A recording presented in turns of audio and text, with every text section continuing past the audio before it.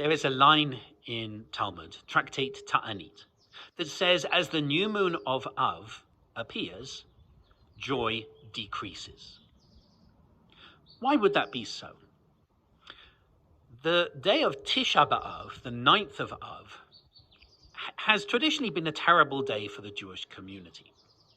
Many terrible things happen to the Jewish community on that day. Although, to be fair, many terrible things happen to Jewish communities on many other days as well, but particularly the 9th of Av.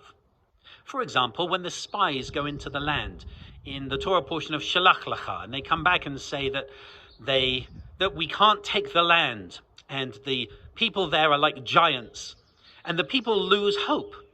The rabbis say that happened on Tisha B'Av. And the destruction of the first temple and the destruction of the second temple happened on Tisha B'Av, on the 9th of Av.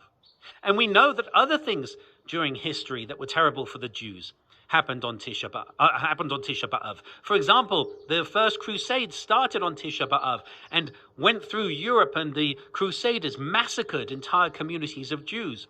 The expulsion from Spain happened on Tisha B'Av. The writing of the final solution happened on Tisha B'Av. The clearing of the Warsaw Ghetto happened on Tisha B'Av. So many terrible things have happened to the Jewish community around the world on Tisha B'Av that as the month of Av starts, we really pause and reflect on what that means to us. In fact, that period of mourning doesn't really start with Rosh Chodesh Av, with the new moon of Av. It actually starts 3 weeks before Tisha B'Av, in what's known as the 3 weeks. And during that period, we traditionally limit our joy. We enter a period of semi-mourning. So, for example, some people will not shave their hair or their beard, if they have one. Some people will reduce listening to music. Some people will refrain from eating meat. The period of mourning of the 3 weeks gets more and more intense as we get closer to Tisha B'Av.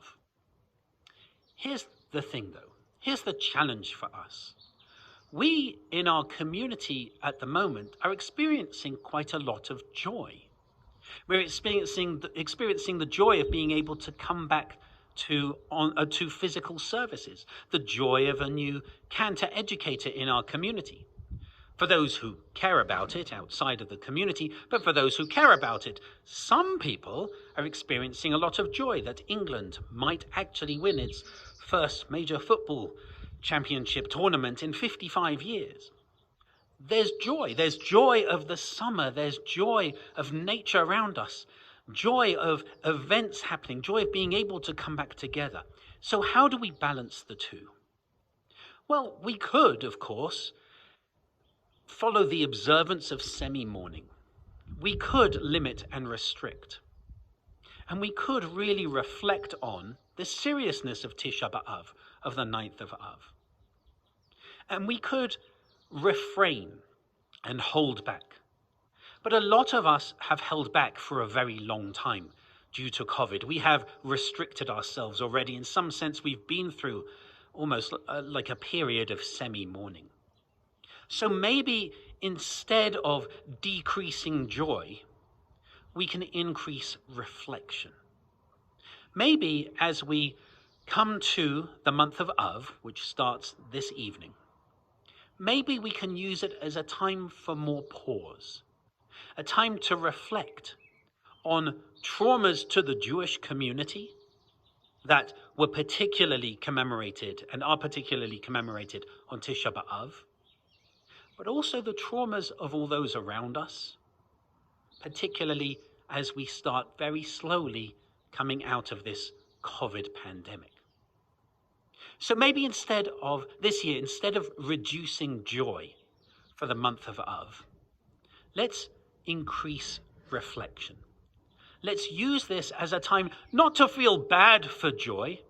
For goodness sake, if England win on Sunday, I'm not going to say it's a period of semi-mourning, so, oh well, it's just men kicking a football around. I appreciate there is that too. We should be able to celebrate. We should be able to celebrate life around us. We should be able to celebrate community and coming together in prayer, in study, in song. But maybe we can also use this as a time for deep introspection, to explore the pain, the historical pain of our community and of other communities, and to try to work out how we may help minimize that pain.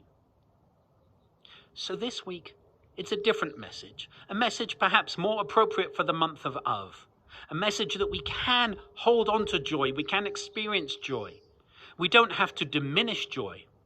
Maybe what we can do, though, at this time is pause, reflect, show empathy, and then maybe after Tisha B'Av, commit ourselves to helping get rid of pain in our community and in the communities around us.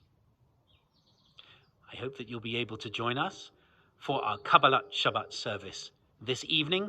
Tomorrow we have Hallel because it is Rosh Chodesh Av, and so we encourage you to join us in our services this evening. I wish you a Chodesh Tov, a good month, and I wish you Shabbat Shalom.